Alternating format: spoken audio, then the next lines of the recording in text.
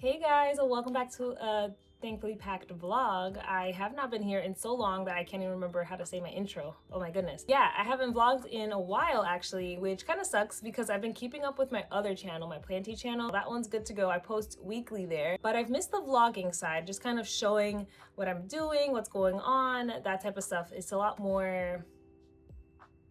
just like a lot more involved on this channel because I'm showing more of my hobbies. I thought I would ease back into it this time and hopefully I'll stay consistent.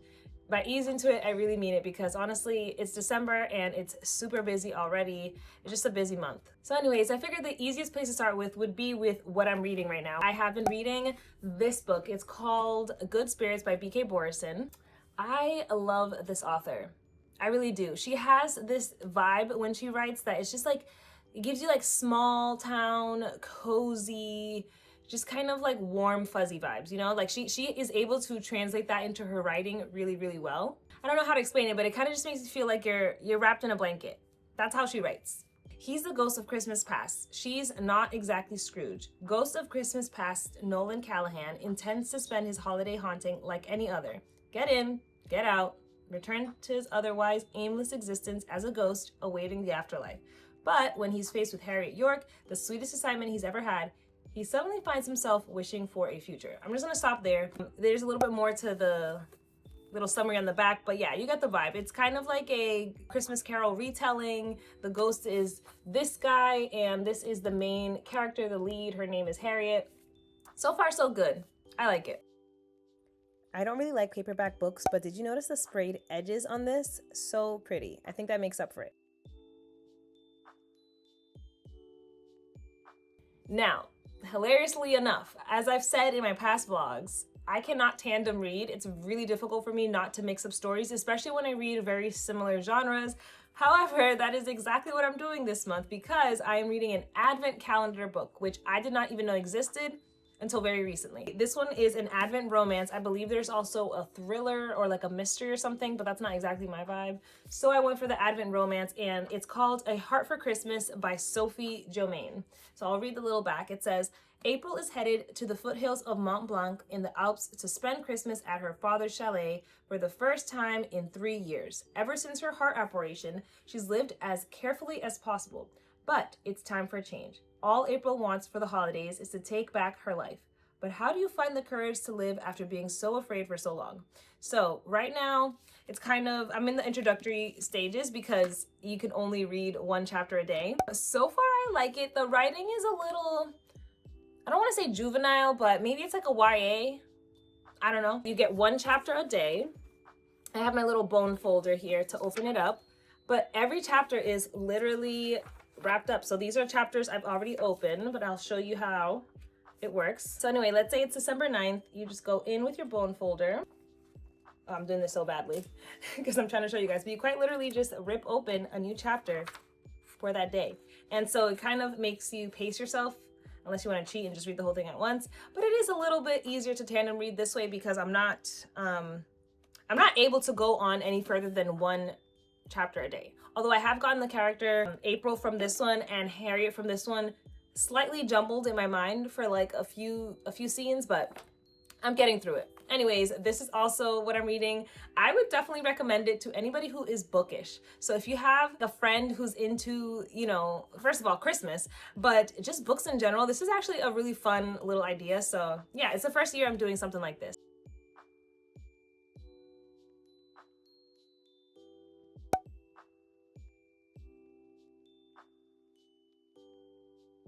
Right now, I'm going to be reading these throughout the week. I doubt I'll get to finish. I definitely won't get to finish this advent calendar. So I feel like I'm not going to have as much time to dedicate to just reading. I don't think I'll finish, but I'll give you guys an update towards the end of the vlog for either if I do finish or how much I've read and how I'm liking it so far. Okay, I'm gonna cue the next segment now. I don't know what it's gonna be, but I am gonna try to get at least a craft into this vlog, probably something super low-key because yeah, like I said, busy, and yeah, maybe some self-care or we'll see what happens. All right, so enjoy. All right, guys, it is currently a very questionable hour of the night. However, my kids are asleep and I finally have some time on my hands, so I thought I would do my nails. I usually do my nails at home. I do like the press-on kits. However, I haven't had any on my nails for like a week or so, and I don't mind my natural nails, like they're fine. But since I've had this routine of just having the press-ons on for like a continuous amount of time, this just feels kind of naked to me right now. So I'm gonna put some on, and the brand that I use lasts me I would say anywhere from 4 to 6 weeks, depending on what I do. And by the way, I am not gentle with my nails. You know, I do my plant stuff with them, so my hands are in dirt all the time. I, clean with them, hot water, all the stuff. I do not baby my nails at all, and they still last me like well over a month sometimes. And usually I get their pre-made kits. So basically they're designed, sealed, all that stuff, and all you have to do is like put a little coat of glue and then put the nail on and you're good to go. However, this time I bought their gel kit. So this one is a little bit more involved. You have to do the steps yourself to seal it and, all that good stuff. However, I think that it'll be worth it. It was a little bit more costly up front, but if you kind of like divide it out and do the math, you get more bang for your buck. So I think it's a little bit of an investment. I got the one that has all the stuff, all the tools. So it came with this little UV lamp, and then all of the nail polishes you'll need. So it's got the top coat, the base coat, and the builder gel. So I think you can buy just the nails. I think you can buy just the nails and not all this stuff. But since I didn't have any of it, I needed it for like at least the first go around. It comes with all of these, and I chose the neutrals. It's got this color. It's like a light pink. This is more of a beige. This one, I would say like a light brown, I guess. Another light color, and then like a chocolate brown. So again, all of these are the neutrals. I also went ahead and bought these little nail stickers, as you can see, and just started like experimenting, seeing how I liked it. Different brand, not related at all. It comes with like a ton of them. But yeah, let's just get into it and do a little late night nail session right now. So I ended up going with a set that I had previously added some nail art stickers to. I'm gonna be honest, they don't exactly scream Christmas or holidays. However, at the same time, I feel like if I do end up wearing these for more than a month, it'll transition nicely into New Year's and, like the non-holiday season without making me feel like I have to remove them because they have like a candy cane on them or something.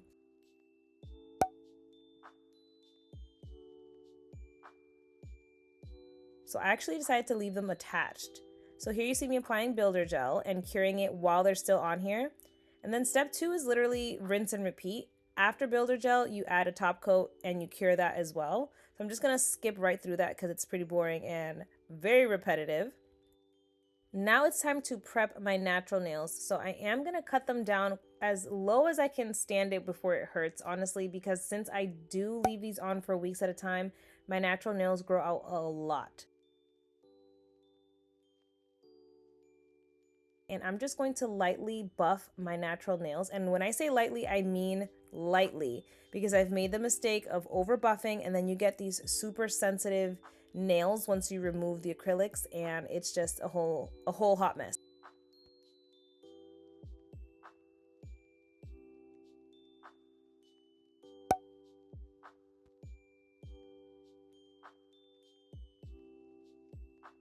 I'm gonna take it a step further and add this nail dehydrator. This is something that is not part of the kit, but that I find makes a huge difference, and it's gonna suck out all the moisture and really, really help the glue adhere.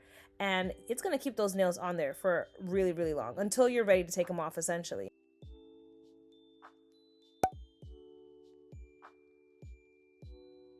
And you can't see it here, but I'm pressing down fairly hard in order to make sure there's no air bubbles or any space in between my nail and the acrylic nail. Now I just have to remove that little tab right there, that little peak at the top of each nail. So I'm just gonna go back in with the nail file and remove it. A little side note, pushing back your cuticles will definitely give you a cleaner look overall, but I just couldn't be bothered.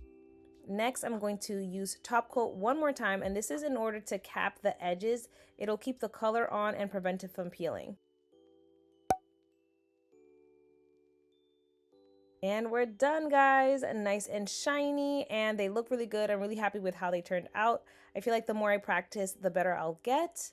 And I'm just now realizing there is basically no non-awkward way to show off your nails. Like, what am I don't know. Is it just me? Anyways, you guys get the idea. They're done. They're cute. We're good. All right, real quick, while I assemble this extremely professional snack plate, let me just say this. This time of year is when my seasonal depression really kicks in. The daylight is gone by like mid-afternoon, you guys, and the vibes are low, and even the simple things start to feel way harder than they should. So lately, because I knew this was coming, it hit me pretty hard last year, I've been trying to romanticize the tiny moments. Making a cute snack, turning on the tree lights, reading a few, chapters of a cozy book after the kids are gone to bed. Literally anything that can make the day feel softer and a little bit more manageable. And honestly, if you're a fellow parent, congratulations. You are now competing in the holiday Olympics. You already know December is basically survival mode. School emails, holiday parties, spirit days, presents, errands, glitter, elf on the shelf, trying to make their Christmas magical, all that stuff. This little cheddar caramel fruit situation, this is my 5-minute break from December before it tackles me again. I just need everyone to emotionally prepare. We are going to be making a paper chain, one of the easiest Christmas decorations of all time, truly peak elementary school core. I love it. So as you see, I have a few stacks of cardstock, some printed ones, and then a plain red and a plain green. This project is perfect for my attention span right now because it requires 0 brain cells. So we just have to cut cute little strips of cardstock, make sure they're roughly the same size, which is what I'm doing here, loop them together and staple them, and boom, suddenly you've created something festive and adorable with minimal effort, and we love that right now. We love that. I am a maximalist. It is who I am. I have made peace with it. It brings me joy. Call it dopamine decor, whatever you want to call it. More is more, okay? Honestly, doing small crafts like this is just such a good break from the December chaos. It forces me to like slow down for a second, focus on something small, and trick my seasonal depression into thinking I'm thriving. And you know what? Every time I craft, I feel a little bit better. This is just like, not only is it a decoration that I like to look at, but the act of making it in of itself is like a self-care moment for me. Do you remember making these in school and thinking it was like the height of craftsmanship? Like, wow, look at me now. I really don't know why cutting paper is so therapeutic, but suddenly I'm just like, I'm calm again. Paper chains are my meditation, apparently. And honestly, the more I add to these shelves, the more festive they get, and that's my logic, so don't question it.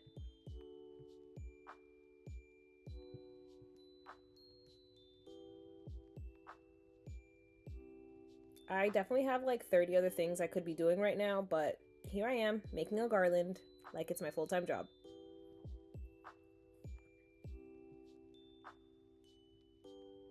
Once this is up, I expect everyone to pretend that they can totally tell the difference and it changed the entire shelf energy. I know that's gonna blend in, but I'm expecting you to act like it didn't.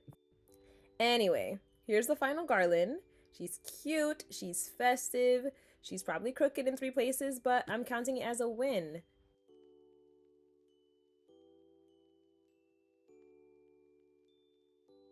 So I made one side longer so that it can drape down, very unbothered, very organic, I meant to do that.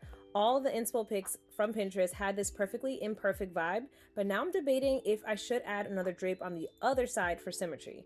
My husband would absolutely vote yes. He's deeply committed to straight lines and matching lengths, but I like the festive chaos look. It looks like I tossed it up there and it just kind of landed where it landed. I prefer it this way. What do you guys think?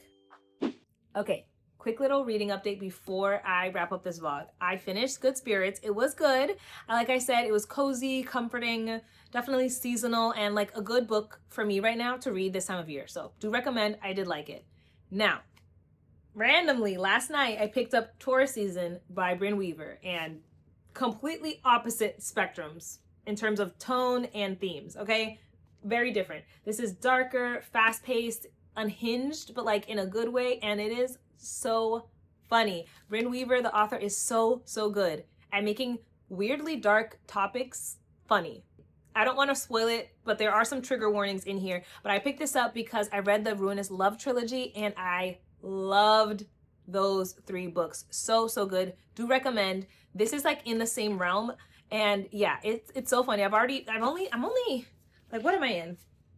I'm like 10 pages in, you guys, and I'm already laughing, so Very good. Also, I'm listening to the audiobook at the same time, and if you can, I highly recommend doing it that way because the voice actors are so good. It really makes you feel like you're in the story. Like, I feel like I know these people already, and like I said, I'm 10 pages in. So good. Anyways, if you enjoyed this video, hit like, hit subscribe, click all the buttons, just let me know you're here so that I know I'm not talking into the void, which is fine, by the way. We all gotta start somewhere and I don't mind it, but if you liked it, let me know. And like I said, I will try to be consistent, so hit the notification bell so that you can get updates when I post my next video, which hopefully should be next week. I think I can do weekly. I think that's manageable. Planty weekly, vlog weekly. I think I can do it. Also, let me know below if you're reading anything or if you're doing any holiday crafts or traditions or anything like that. I'd love to hear about it, so comment below and we can chat there. Oh, and one last thing. If you want to see the decorating process for that whole shelf, not just the paper chains, go ahead and click the video in the comments or right here. I did the whole video and it's over on my plant channel because it was like a planty shelf and I always do my plant shelf decorating over there. So go ahead and click that if you're interested in like the process and just seeing me tinker around for like 20 minutes. All right, I'll see you guys in the next one. Bye.